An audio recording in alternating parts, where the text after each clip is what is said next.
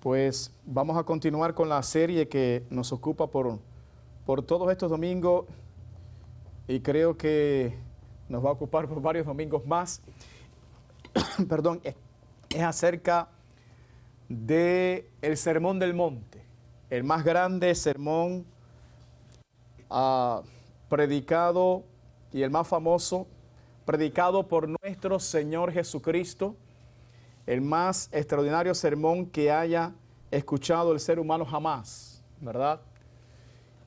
Y en esta tarde, bajo el tema Jesús y la oración, la tercera parte, estamos desarrollando la sección donde aparece el Padre Nuestro, ¿verdad? Y vamos a buscar el texto de Mateo capítulo 6, verso del 9 al 13. Mateo capítulo 6, versos del 9 al 13. Jesús y la oración. Jesús y la oración.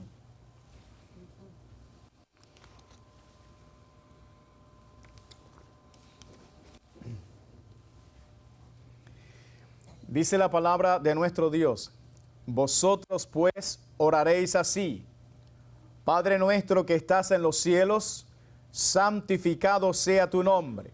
Venga tu reino. Hágase tu voluntad, como en el cielo, así también en la tierra. El pan nuestro de cada día, dánoslo hoy. Y perdónanos nuestras deudas, como también nosotros perdonamos a nuestros deudores. Y no nos metas en tentación, mas líbranos del mal, porque tuyo es el reino, y el poder, y la gloria, por todos los siglos. Amén. Oremos. Padre, en el nombre de Jesús, te damos gracias porque ciertamente tú eres bueno y para siempre es tu misericordia. Señor, tu palabra ha sido leída.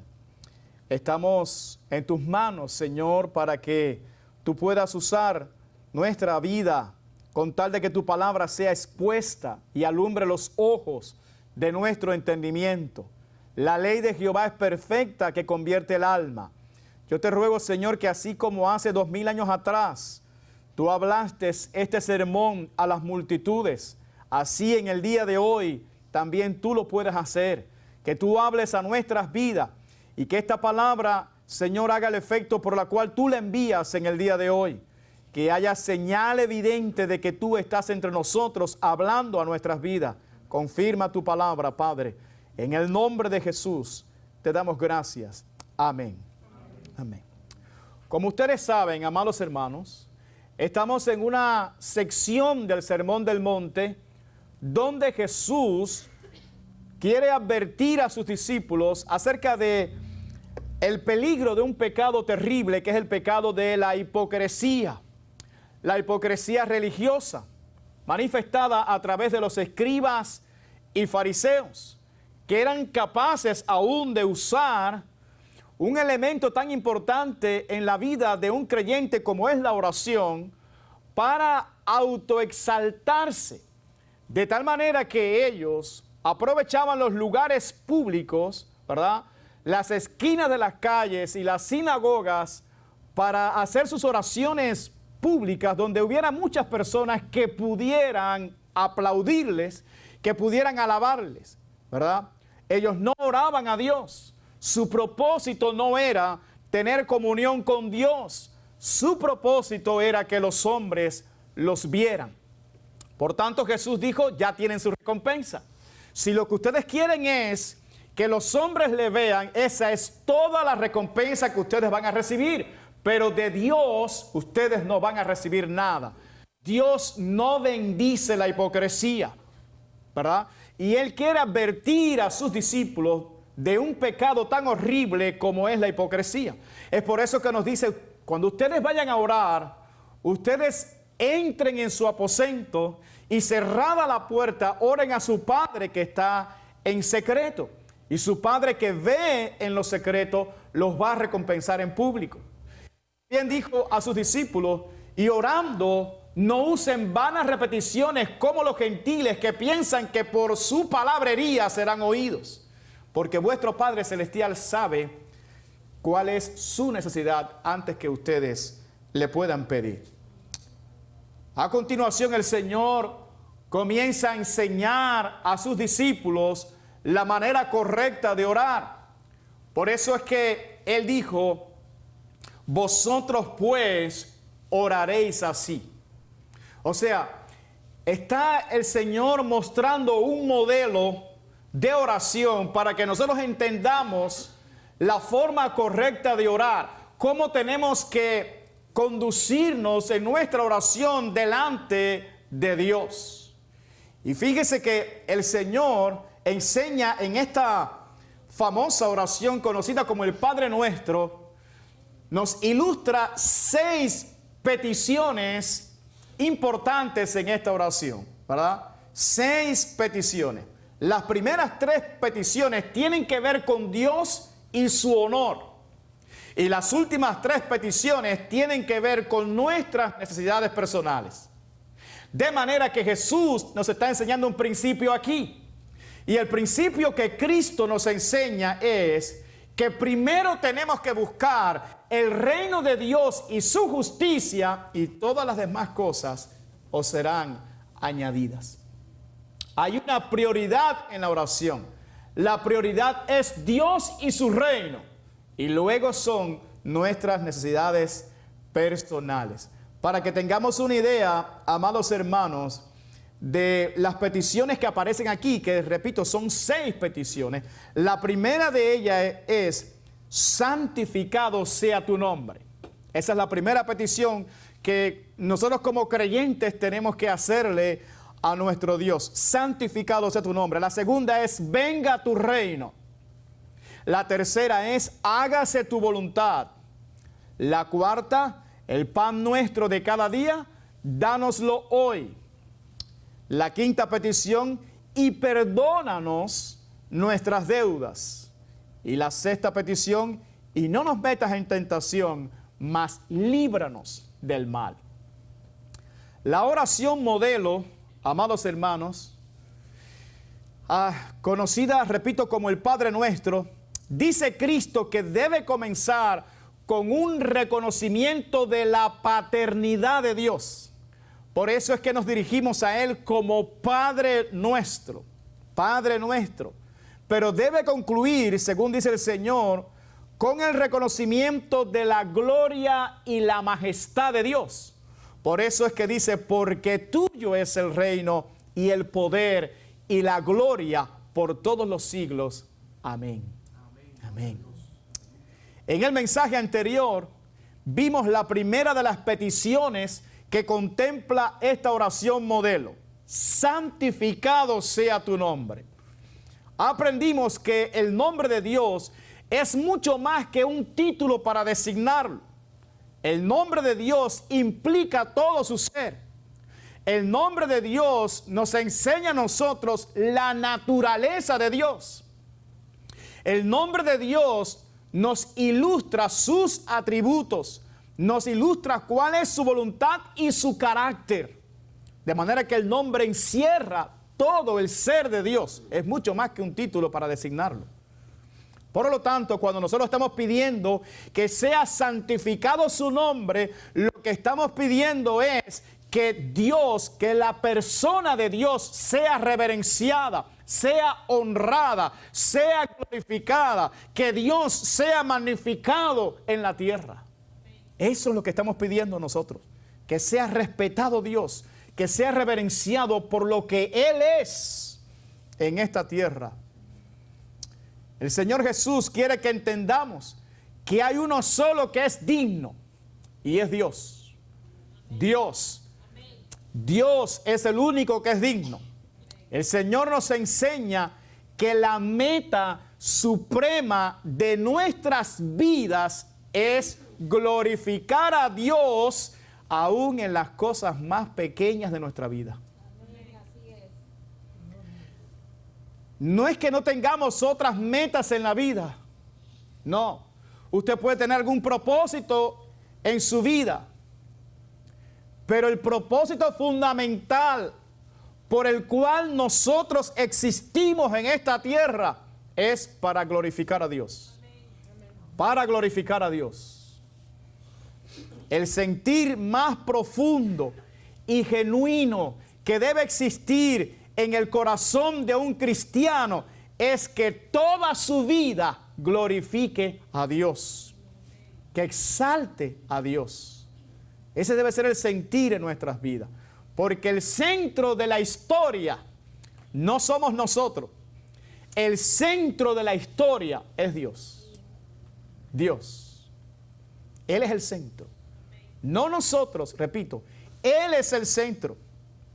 Por esa razón, amados hermanos, es que Juan el Bautista decía en Juan capítulo 3, verso 30, él decía, es necesario que Él crezca, que Cristo crezca, pero decía, pero que yo ¿qué? Mengüe, que vaya disminuyendo cada vez más. Ese yo vaya disminuyendo en mi vida y vaya aumentando el dominio de Cristo en mi vida, el poder de Cristo en mi vida, la persona de Cristo en mi vida. Es necesario que Él crezca, pero que yo mengüe. El apóstol Pablo lo puso de otra manera y él dijo en Filipenses capítulo 1, verso 20, él dijo, conforme a mi anhelo y esperanza de que nada seré avergonzado, antes bien con toda confianza, como siempre, ahora también será magnificado Cristo en mi cuerpo, o por vida o por muerte. Fíjese la convicción del apóstol Pablo, que Cristo fuera magnificado en su vida, ya sea que viviera o que muriera. Lo importante no era Él, lo importante era Cristo, que Cristo fuera magnificado en su vida. Mis amados, la primera petición en nuestras oraciones debe ser que el nombre de Dios sea santificado. Y para eso debemos de ofrecerle nuestra vida toda, para que aún en los detalles más pequeños de nuestra vida, el nombre de Dios sea glorificado. Repito, aún en los detalles más comunes y más pequeños de nuestra vida, que el nombre de Dios sea glorificado.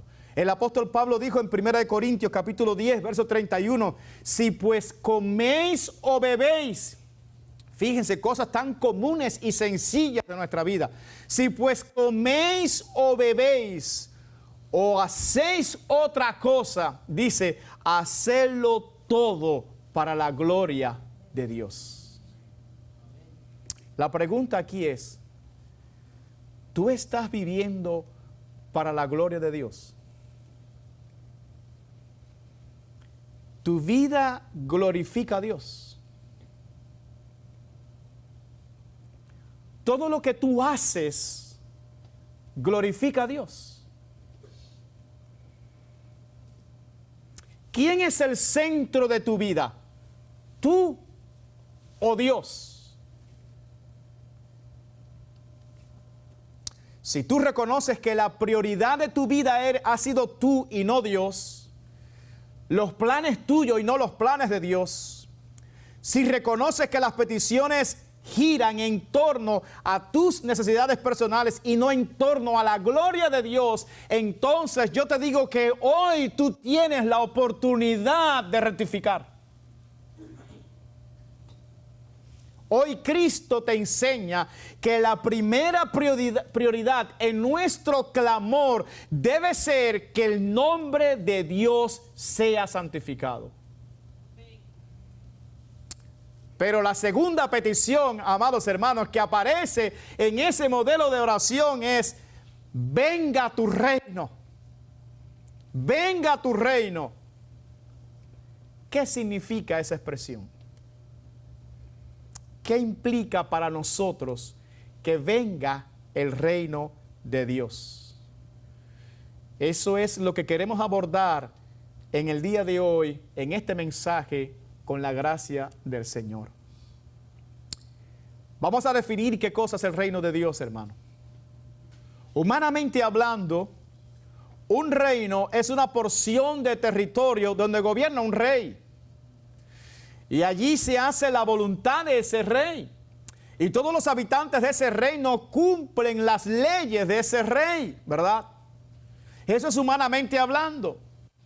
Pero cuando nosotros vamos a la Escritura y nosotros vamos a la persona de Dios, la Biblia nos dice y nos enseña que Dios es el Rey soberano de toda la creación, que Dios gobierna sobre todo lo que existe, que Dios tiene control sobre las cosas visibles y las cosas invisibles, las creadas, que Dios gobierna sobre los ángeles, los buenos y los malos, que Dios gobierna sobre todas las naciones de esta tierra, que Dios es soberano, que todo lo que Él quiere, Él lo hace en los cielos, en la tierra, en los mares, en todos los abismos.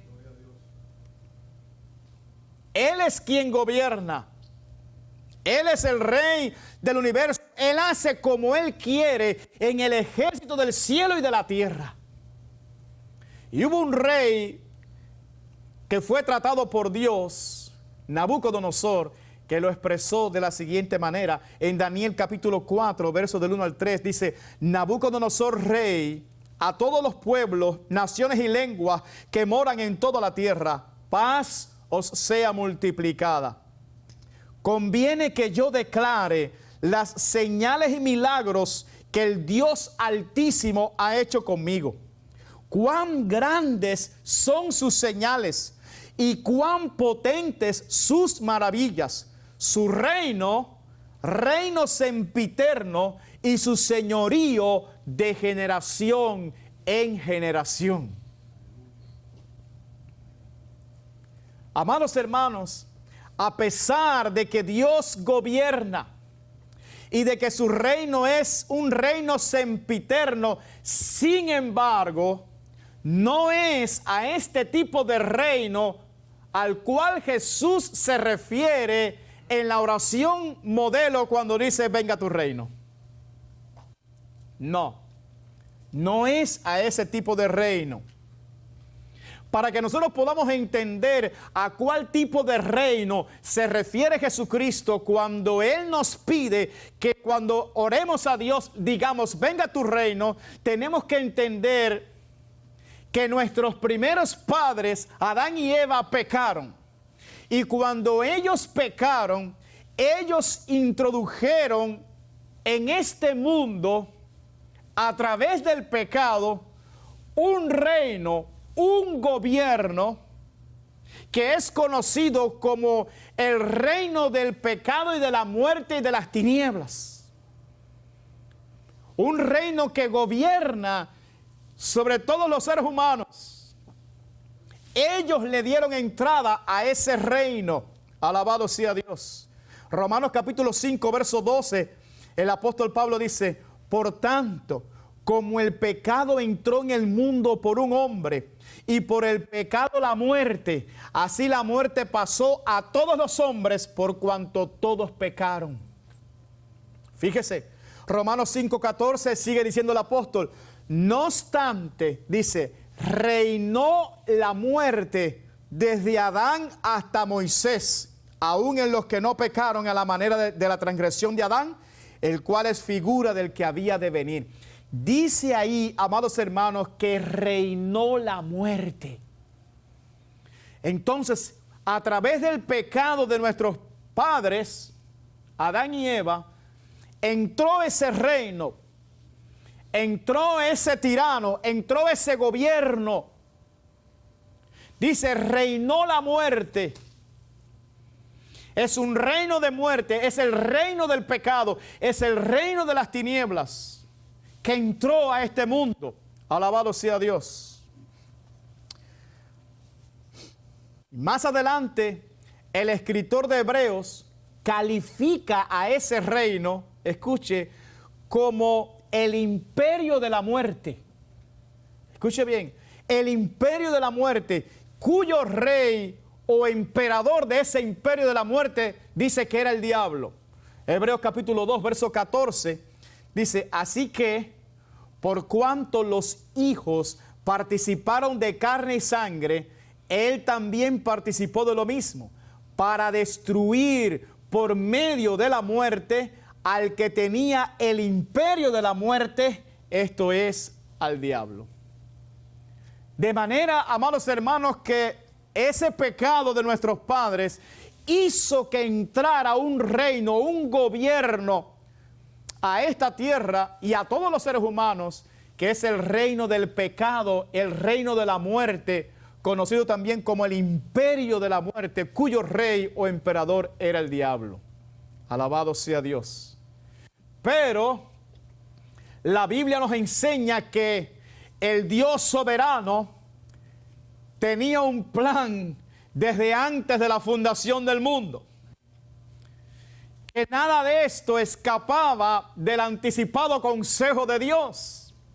Y ya Dios había anticipado lo que Él iba a hacer, el antídoto, el remedio contra ese reino de tinieblas y muerte y de pecado. Y es su reino viniendo a este mundo a través de la persona amada del Señor Jesucristo, su Hijo unigénito. ¿Entró el reino del pecado y de la muerte? Sí. Pero Dios tenía en mente que iba a entrar también su reino a través de Jesucristo, su Hijo amado. Alabado sea Dios. Entonces la pregunta es, ¿en qué consiste este reino? ¿En qué consiste este reino? Alabado sea Dios. ¿En qué consiste este reino? Escuche bien. Es el gobierno particular de Cristo en el corazón de todos aquellos hombres que han sido salvados por su gracia. El gobierno particular de Cristo en el corazón de todos los hombres que han sido salvados por su gracia. En otras palabras, es la gracia de Cristo reinando en el corazón de todos los redimidos. Romanos capítulo 5, verso 20 al 21, el apóstol Pablo lo expresa de esta manera. Pero la ley se introdujo para que el pecado abundase. Mas cuando el pecado abundó, sobreabundó la gracia. Para que así como el pecado reinó para muerte, así también la gracia reine por la justicia para vida eterna mediante Jesucristo, Señor nuestro. Es decir, que hay un reino de muerte, el reino del pecado, reino de tiniebla, cuyo rey es el diablo, pero hay un reino que es para vida eterna, es el reino de la gracia de nuestro Señor Jesucristo. Que cuando esa gracia se apodera del corazón del hombre, el Señor Jesucristo lo gobierna. Y es un gobierno que trae libertad. Es un gobierno que trae vida eterna. Alabado sea Dios.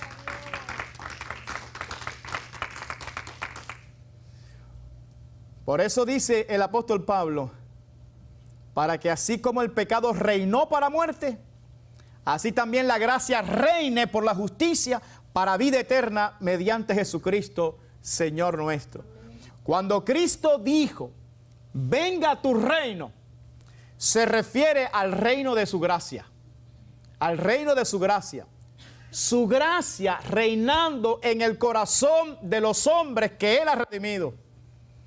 Mis amados, es el poder de la gracia de Jesucristo lo que ha hecho que los hombres pecadores y rebeldes contra Dios se hayan arrepentido y se hayan vuelto al camino de Dios y ahora amen a Dios con toda la fuerza de su ser y rechacen el pecado que antes amaban.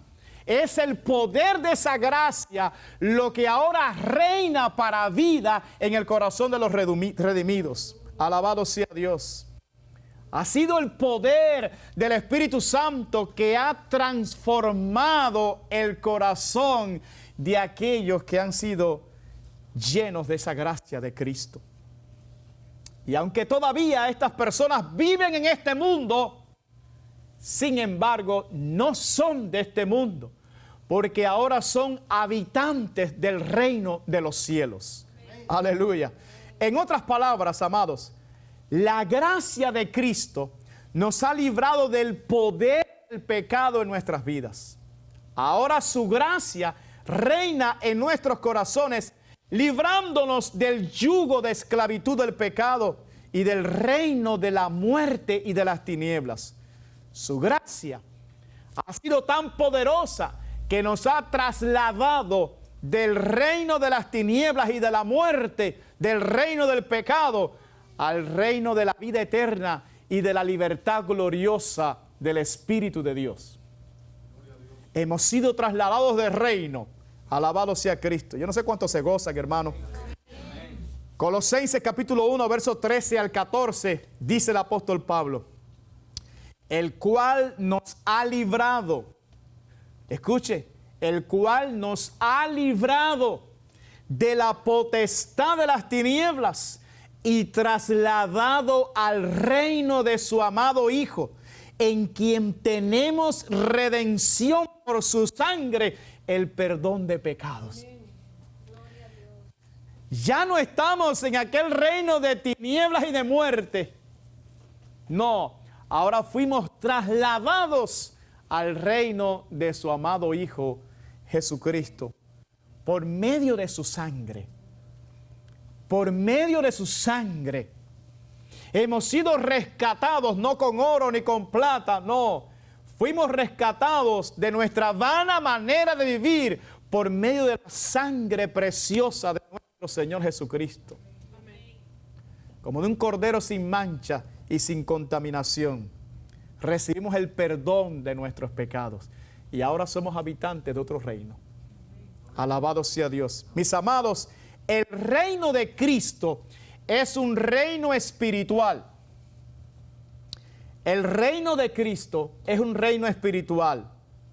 Es un reino que opera en el corazón de todos aquellos que han sido redimidos por su sangre. Ahora Jesús gobierna en el corazón de todos aquellos que son sus hijos.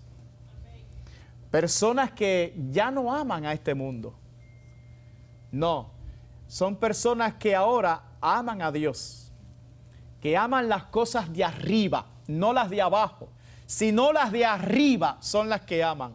Tienen su mirada puesta en el galardón, se sostienen como viendo al invisible. Alabado sea Dios. Han rechazado al mundo con todos sus ofrecimientos. Ya no se deleitan en el pecado, sino que ahora aman a Dios y a su palabra. A Dios y su palabra. Ahora los habitantes del reino de Cristo disfrutan de la libertad gloriosa que ofrece la gracia de Cristo. Romanos capítulo 14, verso 17, escuche lo que dice el apóstol Pablo. Dice, porque el reino de Dios no es comida ni bebida, sino justicia, paz y gozo en el Espíritu Santo. Primera de Corintios 4:20 dice, porque el reino de Dios no consiste en palabras, sino en poder. ¿Cuántos se gozan, hermanos? Mientras el reino del pecado, el reino de la muerte, el imperio del diablo trae destrucción a la vida del ser humano, en cambio el reino de Cristo, el reino de la vida, el reino de su gracia trae libertad gloriosa a nuestras vidas. Libertad gloriosa, alabado sea Dios, ofreciendo a los redimidos justicia, paz y gozo en el Espíritu Santo. Por eso es un reino espiritual, no es un reino de este mundo. El reino del pecado, ¿qué es lo que trae? Muerte. Pero el reino de Cristo, de su gracia, ¿qué es lo que trae? Vida. Vida. Alabado sea Dios. De manera que el reino de Cristo no es un reino natural. No es un reino de este mundo. El reino de Cristo es un reino espiritual que se manifiesta en el corazón de todos aquellos que han sido alcanzados por la gracia salvífica de Cristo. Alabado sea Dios. Observe usted, amados hermanos, lo que el mismo Señor Jesucristo le dijo a Pilato acerca de su reino. Juan 18:36. Respondió Jesús: mi reino no es de este mundo. Si mi reino fuera de este mundo, mis servidores pelearían para que yo no fuera entregado a los judíos. Pero mi reino no es de aquí. ¿Cuántos se gozan? Amén. Mi reino no es de este mundo, dice Cristo. Mi reino no es de aquí. El reino de Dios es espiritual. Pero el reino de Dios ya está aquí. Ese reino espiritual ya está. ¿Dónde? En el corazón de los redimidos. Aleluya. En el corazón de aquellos que han nacido de nuevo. En el corazón de aquellos que son hijos de Dios, porque Cristo los gobierna. Aleluya. Ya no es el pecado quien gobierna, ahora es Cristo quien los gobierna. Aleluya. Alabado sea Dios. A este reino fue el que Juan el Bautista se refirió cuando le predicó a las multitudes. Mateo capítulo 3, verso 1 al 2, él dijo: en aquellos días vino Juan el Bautista predicando en el desierto de Judea y diciendo: arrepentíos, porque el reino de los cielos se ha acercado. Estas fueron exactamente las mismas palabras que Jesucristo pronunció cuando comenzó su ministerio terrenal, en Mateo 4, 17. Desde entonces comenzó Jesús a predicar y a decir: arrepentíos, porque el reino de los cielos se ha acercado. Amados, el reino de Cristo es un reino espiritual que requiere que usted se arrepienta de todos sus pecados para que pueda ser parte de él. Amén. Gloria a Dios. La condición para que usted sea parte del reino de Cristo es que usted se arrepienta de todos sus pecados. Por eso el Señor dijo: arrepentíos, porque el reino de los cielos se ha acercado. En otras palabras, se requiere que el hombre impío deje sus pensamientos perversos y se vuelva a Dios para que pueda entrar a ese reino. Se requiere que haya un cambio profundo en su corazón. Que sea quitado el corazón de piedra, el corazón duro, el corazón insensible que no quiere saber de Dios. Y sea puesto en su lugar un corazón de carne, un corazón sensible a Dios y a su palabra. Se requiere una transformación profunda para que ese pecador pueda entrar al reino de los cielos. Aleluya. A esta transformación profunda, Jesucristo le llama nacer de nuevo o nacer de lo alto. Fíjense que no estamos hablando de algunos cambios aquí y algunos cambios por allá, de algún no, que voy a reformar una cosita y algún cambio cosmético. No, se refiere a una transformación profunda en la naturaleza del hombre pecador, en el corazón de donde se origina su vida, para que pueda entrar al reino de los cielos. El Señor explicó esto muy bien. Y aunque no quiero profundizar aquí porque estaremos hablando de esto, si Dios permite, el martes, ¿verdad? Pero en Juan capítulo 3, versos del 1 al 7, encontramos una conversación del Señor Jesús con un maestro religioso llamado Nicodemo. Y escuche, había un hombre de los fariseos que se llamaba Nicodemo, un principal entre los judíos. Este vino a Jesús de noche y le dijo: Rabí, sabemos que has venido de Dios como maestro, porque nadie puede hacer estas señales que tú haces si no está Dios con él. Respondió Jesús y le dijo: de cierto te digo, que el que no naciere de nuevo no puede ver el reino de Dios. Nicodemo le dijo: ¿cómo puede un hombre nacer siendo viejo? ¿Puede acaso entrar por segunda vez en el vientre de su madre y nacer? respondió Jesús, de cierto te digo, que el que no naciere de agua y del Espíritu no puede entrar en el reino de Dios. Lo que es nacido de la carne, carne es. Y lo que es nacido del Espíritu, Espíritu es. No te maravilles de que te dije, os es necesario nacer de nuevo. Amados hermanos, para poder salir del reino de pecado y de tinieblas y de muerte, y poder entrar al reino de Dios, al reino de nuestro Señor Jesucristo, se requiere nacer de nuevo. Nacer de lo alto. Jesús dijo, el que nace de la carne, carne es.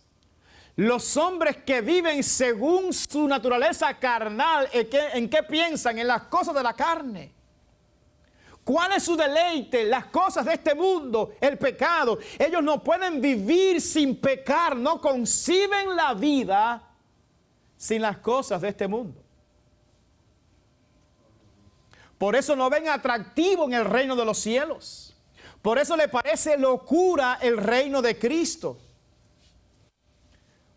Pero cuando nacen de nuevo, cuando el Espíritu de Dios produce esa obra grandiosa de la regeneración en sus vidas, cuando los hace nacer de nuevo, cuando les transforma el corazón, alabado sea Dios, entonces son parte del reino de Dios. Entonces pueden disfrutar el reino de los cielos, las bondades del reino de los cielos. Y siempre dicen, pero yo no sé por qué no me arrepentí antes.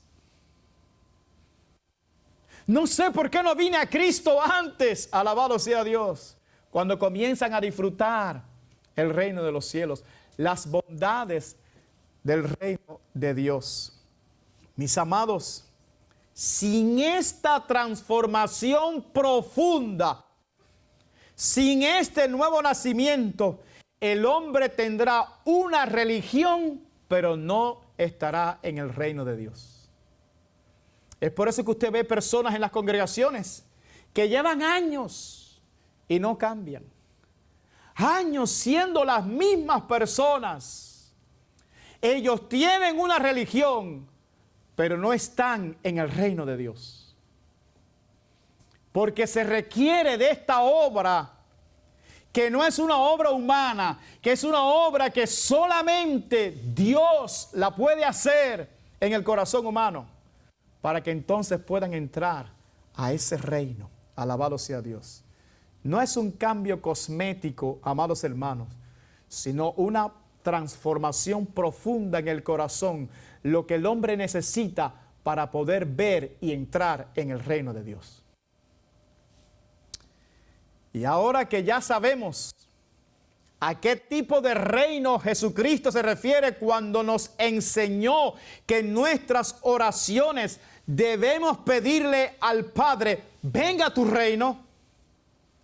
En otras palabras, como cristianos, debemos, después de este entendimiento, que ya sabemos lo que significa ese reino, que ya sabemos que en ese reino hay libertad del pecado, en ese reino hay vida eterna, en ese reino hay justicia, paz y gozo en el Espíritu Santo. Ahora que sabemos cuál es la naturaleza de ese reino, entonces Jesús dice, pidan que venga ese reino. Pidan al Padre que venga ese reino. En otras palabras, pidan que ese reino avance. Pidan que ese reino crezca.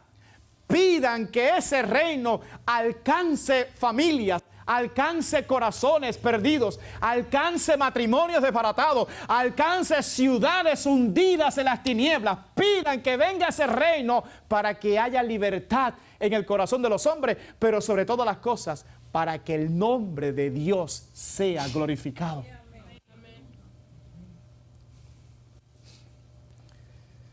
Debemos rogarle a Dios que el corazón de los hombres impíos sea alcanzado por la gracia de Cristo. Eso es pedirle, venga a tu reino.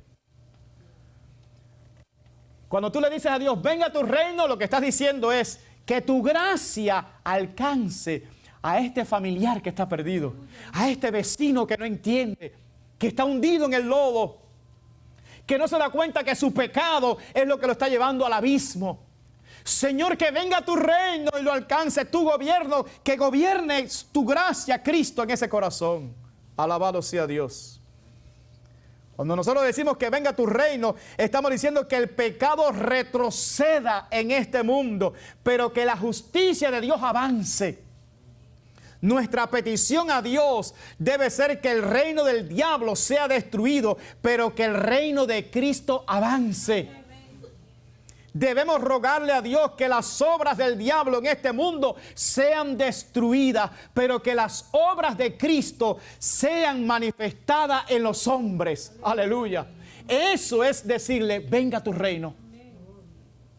Amados, cada vez que vemos los matrimonios destruidos, debemos rogarle a Dios que su gracia, que la gracia de Cristo los alcance para que sean edificados. Cada vez que vemos a los jóvenes perdidos en el pecado, debemos rogarle a Dios que la gracia de Cristo les alcance para que sean libres. Si somos cristianos, no podemos quedarnos quietos viendo cómo el diablo destruye hogares, engaña a la gente y los esclaviza a través del pecado, sino que debemos de rogar con toda nuestra alma que Dios liberte a nuestra familia, que liberte a nuestros vecinos, que liberte a nuestras ciudades de ese poder del engaño y que la gracia de Cristo les alcance y les gobierne para que sean libres. Esta oración, amados hermanos, debe ser una prioridad en la vida de todo cristiano. Antes de pedir que Dios supla nuestras necesidades personales, debemos rogarle a Dios por la salvación de las almas. Que la gente pueda experimentar la salvación grandiosa de la gracia salvífica de Cristo. Primera de Timoteo capítulo 2, verso 1 al 4, dijo el apóstol Pablo: exhorto ante todo a que se hagan rogativas, oraciones, peticiones y acciones de gracias por todos los hombres, por los reyes y por todos los que están en eminencia, para que vivamos quieta y reposadamente en toda y honestidad, porque esto es bueno y agradable delante de Dios nuestro Salvador, el cual quiere que todos los hombres sean salvos y vengan al conocimiento de la verdad. Por eso nos pide que ante todo roguemos, que ante todo pidamos, y no por un hombre ni por aquel que me cae bien, no, por todos los hombres. Alabado sea Dios, por todos los hombres. Eso es decirle a Dios que venga tu reino, que venga tu reino. Esta oración, amados hermanos, debe ser una prioridad en la vida de todo cristiano. Una prioridad. Y Cristo nos enseña que hay una razón fundamental para hacer este tipo de clamor delante de Dios. Hay un móvil fundamental que debe mover, ¿verdad?, a todo creyente a hacer este tipo de oración delante del Padre. Y ese móvil es el amor. El amor. La compasión. La compasión por todos aquellos que andan sin Dios y sin esperanza en este mundo, por todos aquellos que están perdidos. El amor nos debe mover a nosotros a rogarle a Dios que venga su reino, que su gracia, la gracia de Cristo los alcance antes de pedir por nuestras necesidades, antes de rogarle a Dios por lo que nosotros necesitamos, poner en primer lugar esa petición por aquellos que están perdidos, por aquellos que vagan sin Dios y sin esperanza en este mundo. Mateo capítulo 9, verso 35 al 38, yo quiero que escuche bien el ejemplo de Cristo. Recorría Jesús todas las ciudades y aldeas. Fíjese, hermano. Recorría Jesús. Qué amor el de Cristo. El Dios del universo caminando, caminando, caminando. Por ciudades, pero también por aldeas. ¿Y haciendo qué el Señor? Dice, enseñando en las sinagogas de ellos y predicando el evangelio ¿de qué? El evangelio del reino. Y sanando toda enfermedad y toda dolencia en el pueblo. Y al ver las multitudes, tuvo compasión de ellas, porque estaban desamparadas y dispersas, como ovejas que no tienen pastor. Entonces dijo a sus discípulos, a la verdad, la mies es mucha, mas los obreros pocos. Rogad, ¿qué dijo el Señor? Rogad, pues, al Señor de la mies que envíe obreros a su mies. Mire, hermano, ¿qué nos debe mover a nosotros para pedirle a Dios, venga a tu reino?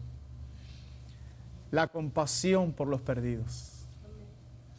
El amor por los perdidos. Usted y yo estuvimos perdidos en un tiempo, pero hubo alguien que rogó por nosotros. Hubo alguien que oró a Dios por nosotros. Hubo alguien que se levantó quizás de madrugada a clamar a Dios, a llorar por las almas nuestras que estaban perdidas. Y ahora Jesús nos está diciendo, miren las multitudes que están desamparadas y dispersas como ovejas que no tienen pastor.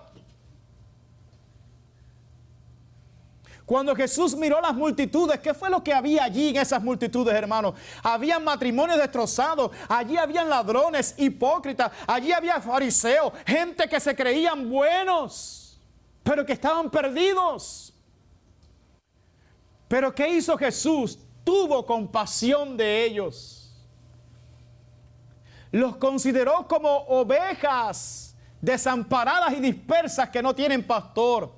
¿Y cuál es la solución a esto, Señor? Se vuelve a sus discípulos. Yo no sé si hay discípulos de Cristo aquí.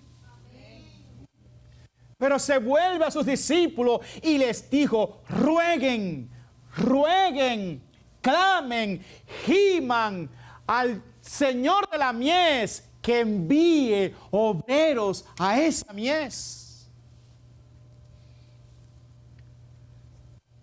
Fíjese que aquí el Señor va un paso más allá. El Señor no solamente dice clamen y rueguen. No dice solamente que diga, Padre, ten misericordia y sálvalos. No, dice, Padre, ten misericordia y sálvalos, pero envía gente que les pueda hablar de ti. Envía gente que les puedan predicar el evangelio del reino. Envía gente que les pueda decir que hay un Cristo que les ama, que hay un Cristo que dio su vida por ellos. Envíalos a decir que hay un reino diferente, que hay un estilo de vida diferente, que se puede vivir de una manera diferente en total libertad. Gloria a Dios.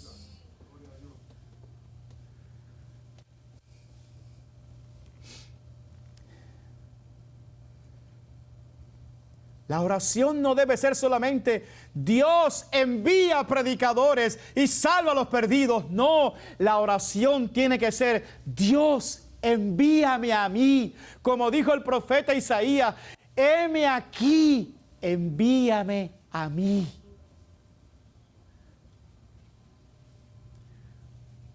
envíame a mí, para que ese reino de Cristo avance entre la gente, para que la gente tenga la oportunidad de ser parte de ese reino. Alabado sea Dios. En otras palabras, debemos orar, pero también debemos ir y predicar el evangelio a los perdidos. Hechos capítulo 8, verso 12. Pero cuando creyeron a Felipe, que anunciaba ¿qué cosa? ¿Qué anunciaba Felipe, hermanos? ¿Qué anunciaba? El evangelio del reino de Dios. Las buenas noticias del reino de Dios. Las buenas noticias de salvación. El evangelio es poder de Dios para salvación a todo aquel que cree. Y el nombre de Jesucristo se bautizaban hombres y mujeres. Aleluya. Yo quiero entrar en la conclusión de este mensaje. Mis amados, hay dos razones fundamentales por las cuales debemos pedirle a Dios nuestro Padre que venga a su reino. En primer lugar, para que todos los hombres glorifiquen a Dios. Mientras el hombre sea un esclavo de sus pasiones pecaminosas, estará excluido del reino de Dios y en total rebeldía contra Dios. Por lo tanto, no glorificará a Dios.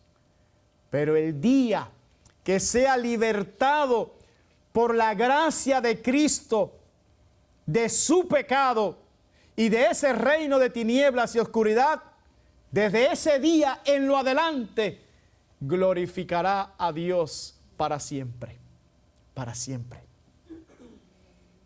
En segundo lugar, ¿por qué tenemos que pedirle a Dios que venga a su reino?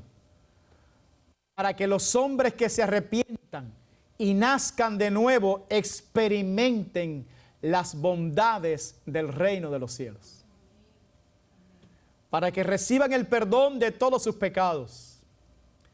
Para que sean una nueva criatura, como dice 2 Corintios 5, 17, de modo que si alguno está en Cristo, nueva criatura es. Las cosas viejas pasaron, he aquí todas son hechas nuevas.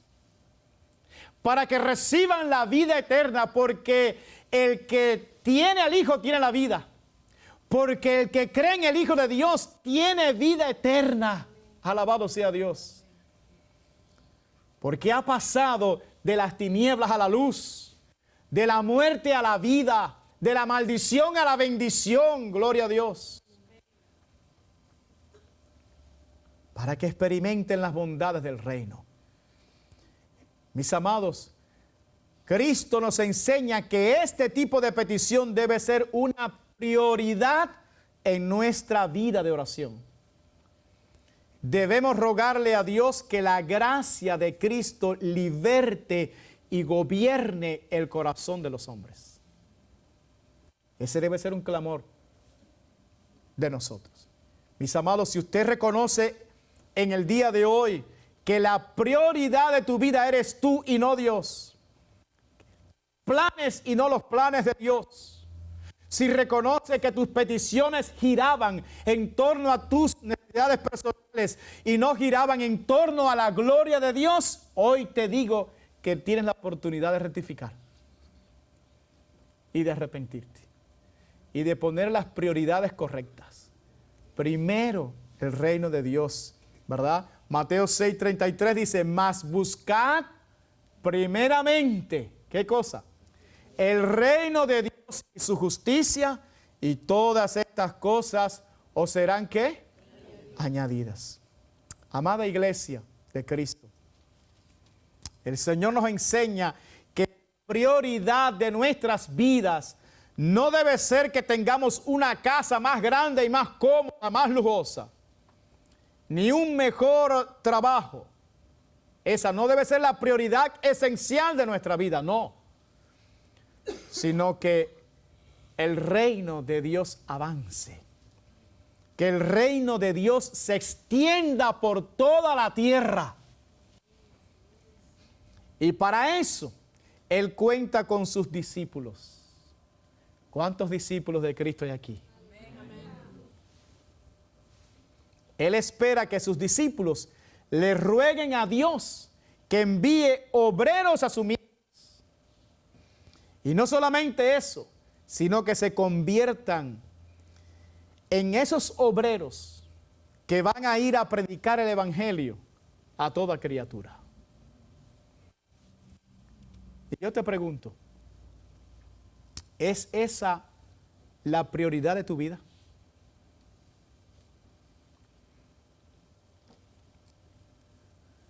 ¿Eres tú de aquellos que derraman su alma en oración delante de Dios por todos aquellos que están perdidos?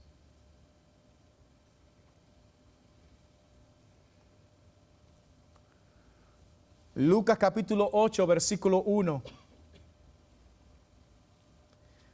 Aconteció después que Jesús iba por todas las ciudades y aldeas predicando y anunciando el evangelio del reino de Dios, y los 12 con él. Jesús no solamente oraba, sino que también predicaba el evangelio del reino en todos los lugares. Tú y yo estamos llamados a hacer lo mismo, a seguir las pisadas de nuestro Señor Jesucristo. A los queridos amigos que nos están visitando hoy, la Biblia enseña que existen dos reinos, el reino del pecado y de la muerte, y el reino de la gracia y la vida, el reino del diablo y el reino de Cristo. Dios te trajo hoy para que tú seas parte del reino de Cristo. El propósito por el cual tú viniste hoy a este lugar no es el que tú creías. El propósito por lo cual tú estás aquí es que Dios te trajo para escuchar estas verdades que tú necesitabas oír, y para que entiendas que hay oportunidad para ti en el reino de Cristo. Pero hay una condición que el Señor requiere y demanda de ti para que seas parte de ese reino. Y esa condición es que te arrepientas. Que te arrepientas de todos tus pecados para que recibas esa gracia salvadora, para que puedas nacer de nuevo, para que seas parte del reino de la vida y no de la muerte. Termino con esta cita bíblica, Hechos capítulo 17, versículo 30 al 31. Pero Dios, decía Pablo predicando en Atenas, pero Dios, habiendo pasado por alto los tiempos de esta ignorancia, ahora manda a todos los hombres en todo lugar que se arrepientan, por cuanto ha establecido un día en el cual juzgará al mundo con justicia, por aquel varón a quien designó, dando fe a todos con haberle levantado de los muertos. Dios ha decidido, por amor de tu alma, pasar por alto el tiempo de ignorancia. Dios dice que ese tiempo en que tú has vivido de espaldas a Él, deleitándote quizás en el pecado, Dios dice, por su amor, por su gracia, lo llama un tiempo de ignorancia. Pero ahora ya no eres ignorante. Ahora ya tú sabes la verdad. Y ahora el mandato de Dios para ti es uno solo, y es arrepiéntete. Arrepiéntete. ¿Y por qué Dios te manda a que te arrepientas? por una simple razón. Dice que Él en su soberanía ha establecido un día en el cual va a juzgar a los vivos y a los que ya murieron a través de Jesucristo, su Hijo. Dios va a juzgar a todo hombre. La única manera de librarte de ese juicio de condenación es que te arrepientas, que te entregues a Cristo, que procedas al arrepentimiento de todos tus pecados, para que seas librado ahora y en aquel día final. Es el ofrecimiento de Dios para ti. Es el amor de Dios para ti. Preparó todo esto con el objetivo de que tú escucharas estas palabras y que procedieras al arrepentimiento. La Biblia dice, si tú oyes hoy su voz, no endurezcas el corazón. No digas, no, eso mañana lo haré, después lo haré.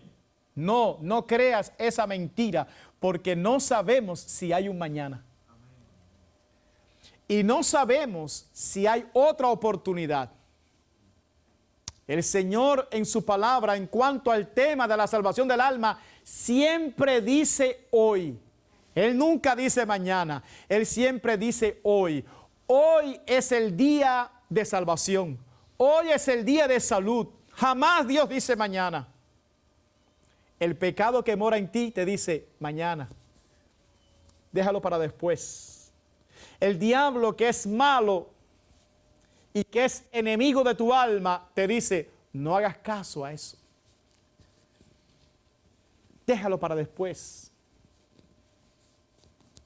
Jesucristo, que ama tanto tu vida, al punto de que la entregó por ti en esa cruz, te dice, ven a mí.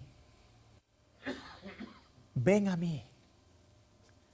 El que a mí viene, yo no lo echo fuera. Ven a Cristo en arrepentimiento y fe hoy. Ven a Jesús y entrega tu corazón al Señor hoy. Ven hoy a Cristo. Ruego que su reino venga a tu vida. Que su gracia liberte tu vida. Ruego que Cristo gobierne tu vida, para que puedas encontrar la salvación eterna de tu alma. Amén, hermanos. Amén. Póngase de pie, por favor.